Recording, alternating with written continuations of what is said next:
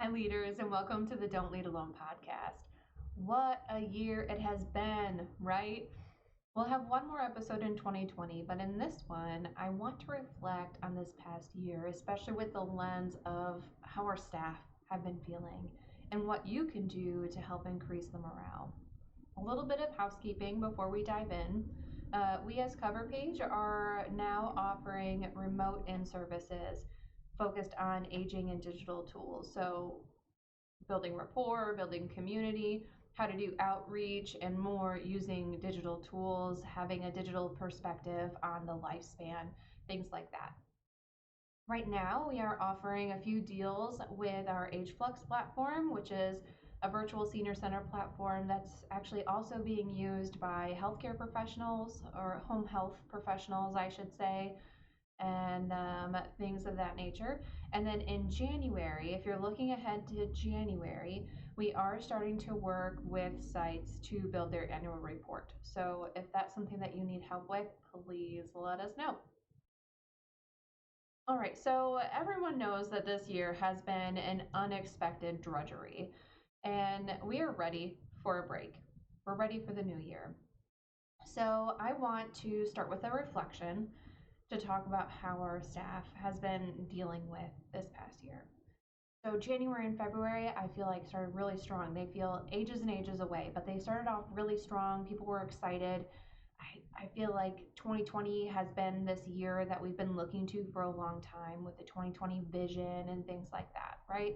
March came, we shut down. We shut down fast, we shut down hard. It was crisis. There was a lot of decisions that had to be made. Sometimes our staff had to wait for us to make that decision, and we all know that sometimes waiting can increase anxiety. And sometimes we involved our staff with those decisions, which is always a great practice to have, but that also means our staff is feeling the weight of that burden along with us. All of this is delaying our stress response, right? We're in crisis, we're in doing mode. We're stressed, but we're not allowing ourselves to process that or get there, And then April came, and we start realizing this is going to last a lot longer than we previously thought. We are staying in crisis mode though. So we know it's going to be longer, so we're just going to stay in crisis mode longer. We're still going to make decision week by week. We're going to make it every 2 weeks or every month, depending on your system. But during this, since it's going to last longer than we thought, we're also going to learn new systems. Admins had to start dealing with PPP. Direct care workers had to go right back at it, even though we don't know a lot about COVID at this point. We still had to go right back at it, go back into the homes and visit, do the work that we do. I'm not really sure the best way to do that, and that's so stressful. And we're still at this point delaying the stress response. There's like I said, learning new systems, that's adding a layer of stress, and we're still not quite dealing with it. We're still not quite dealing with it. In May, though, I start to notice exhaustion in my area, the agencies that I partner with, and also with my clients across the country. I was noticing exhaustion, that they were mentioning things about their staff too. So Zoom fatigue, phone fatigue, their volunteers even don't want to keep making these phone calls. Having fatigue of these rules that are put in place around us. Someone is telling us what to do and mostly what not to do, and that makes us very frustrated. And there's also this piece of loss. So March and April came hard and they came heavy, and in May is when we start feeling that loss, is what I'm noticing as a whole, and it's weighing really heavy on people. June and July came and offered us some fresh air. It offered us some reprieve as we were able to get outside more and more. We were able to see our friends and our family.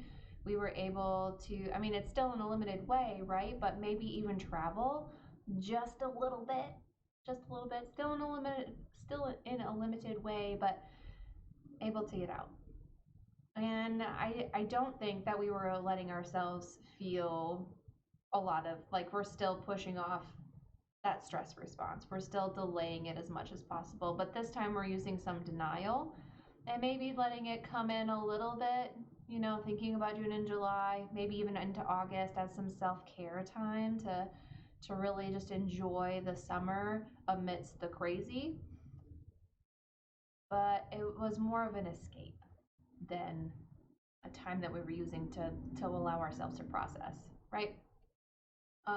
So August, September, October came around, some mixed reactions, but it felt like people were starting to move towards acceptance. Some people were accepting the reality of what fall and winter could mean. They were starting to think further ahead than just that week to week or month to month. They were starting to think further ahead. They were accepting this as part of our reality and we need to start planning for this. Others still in a bit of denial, but everyone started wrestling with the future. What is quarantine going to do to us psychologically during the winter? Especially, I work with a lot of aging agencies, and how is that going to affect our older people? Others felt like it was time to move forward. Their version of accepting reality was, okay, if this is reality, this is the normal we want to get to, and we're going to work towards that. November, anger again, fear again, COVID raged again, things were shutting down again, we were being told no again. How is this impacting our work?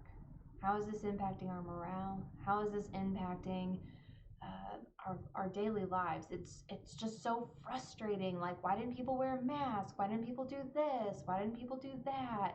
Why is this happening again? I don't want to do this again. Everyone's feeling this frustration. I felt it boiling in November. And now we're in December. It's December 15th. Maybe it's the holiday season, or maybe it's because the FDA is approving these new vaccines, but it feels like maybe there's some hope. Is there some hope again? Maybe allowing ourselves to feel a little bit of hope that, or this is still going to be lasting through the winter and things, but maybe the summer and fall, things might be getting back to normal, maybe. I really have been thinking about our staff lately. Just want to take a breath with your staff and with you for a moment. Because, the reflection I just shared was mostly focused on our work, but I hadn't mentioned a lot of the personal crises that they were figuring out along the way. Daycare, schooling, family-related illnesses, whether it was related to COVID or not. Like, oh man, and how do you balance that with work? Struggles with their home computer systems and their internet systems, what that means for work, purchasing additional equipment for work, for kids' schools, having that financial stress of purchasing that additional equipment, or a family member losing their job, maybe both. Maybe additional family members are moving into their home during this time. And man, it's just a lot. Where is your staff's morale at right now? Have you been asking them? Have you been talking to them? Are they exhausted? Are they burnt out? Are they overstretched? Our staff keep our agencies going. We cannot do our work without them. Staff turnover is one of the most costly things an agency can go through, especially a small entity. The time that it takes to hire someone new, to train someone new, that's all very costly time. And that gap period where you don't have somebody and you're stretching your staff a little bit more, other things become neglected. These are all very costly things. Staff turnover is one of the most costly things to an agency. And right up there with it is a detached staff.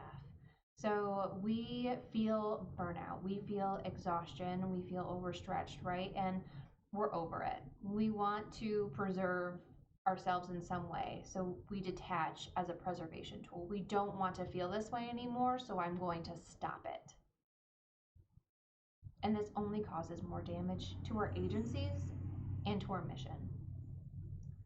So it's time to do some staff appreciation. And I'm not talking about a sincere thank you. While that is very important and you should be doing that along the way, that's not the type of appreciation I'm going for. I'm not even talking about that really thoughtful note. You know, your words of affirmation staff are going to find that very touching, and it's going to meet some of their needs. It's a great thing to do, but it's not meeting this need of burnout, exhaustion, and overstretching that your staff are feeling after this year. So what are some things you can do? So you could provide them with an extra vacation day. Just take this extra day off. It's maybe you have your staff spread it out over a couple of weeks, so each day only one person is gone if you're a small staff. Maybe you just shut down the agency for a whole day so people can have that day just because. Maybe you pay them for a day off to do something self-care related. So in order for them to have this day off, they need to do a continuing education, or they have to go talk to a counselor. Maybe you provide them with a holiday bonus. That's always a huge boost to people's morale. Maybe you cater a Christmas party. Marie, we already have a Christmas party planned. Great, do it during work hours. No. Yes. Do a catered Christmas party during work hours. Tell your staff, this tells your staff that they are one of the most important pieces to the work that you do, because you are going to pay them to relax during work, but you're having them do it together and you're building this camaraderie. During work hour staff appreciation events are highly effective for staff morale. Go public with your appreciation efforts. Facebook is great, Instagram is great, those Twitter, whatever, social media, that's all good stuff. But I mean, like, take your staff downtown to get coffee. Take your staff out. So the community that you are serving is seeing that you appreciate your staff. Your staff is worth taking out and celebrating. You can also just ask them what would make them feel appreciated. What would make you feel like we care about you right now? I do offer this one with a little bit of caution, especially at the smaller entities. We have a lot of altruistic people who work for us, right? So I don't need a lot, just some flowers would be great, or just a note would really be touching for me. Those are all good things. They're all good things. But what is going to make them feel appreciated? Really push them on it. You are looking to mitigate burnout, and you want to help them through stressful period. You need your staff to be in a good place to do good work. So really challenge them and push them on what would make them feel appreciated, either individually or as a group. And I want to make a note about next year, because I want you to plan for your appreciation efforts for the next year. It's 2020 when we're planning this. So in 2021, what's your appreciation plan? Plan for birthdays, anniversary, once a month happy hour. Plan for the bonus at the end of the year. Plan for a rotating trophy so your staff can practice peer-to-peer recognition. But put it in your plan. I think it should be in your strategic plan, because your staff is your internal strength. You need them, and you need them to feel motivated and have their morale up there. I get this a lot, but Marie, we're a small staff. We can't afford to do some of that. Marie, we're a small staff, and we just don't have the time to do some of that. I'm really going to push you to make the time.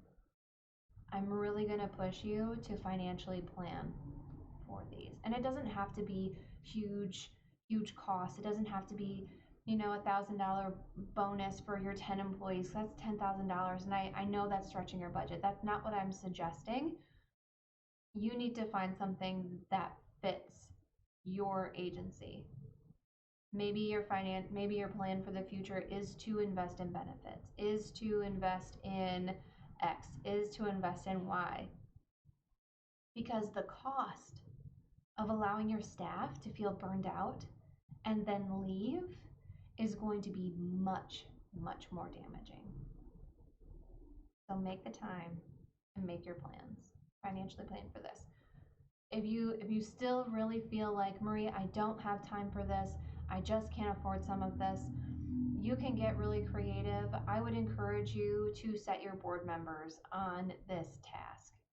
Their time is voluntary, and with more minds come more ideas on how to show appreciation. They have their own sets of experience on what appreciation has worked for them or not worked for them, and they can apply some of that to your staff. Sometimes you'll even have board members who are willing to financially support some of these ideas. Maybe they take turns paying for a staff outing. Maybe they take turns purchasing a lunch for your staff. Maybe they take turns bringing in donuts or coffee. The list goes on. There's little things that you can do to show appreciation along the way.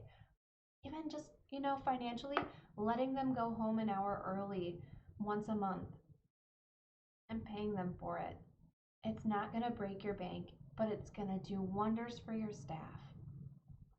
So our motto here, right, it's in our name, is don't lead alone. And I really want to push you to apply this to how you view your staff and their performance. They can't do it alone. And you can't do it alone. You guys need to be doing this together. So how can you keep your staff on board? How can you keep your staff, I don't want to say happy because that's not really your place, but how can you keep your morale up with your staff? All right, thanks for joining us. You can listen to other podcasts here and check us out here. Or maybe they're switched. I don't know. Thanks for joining us. Bye.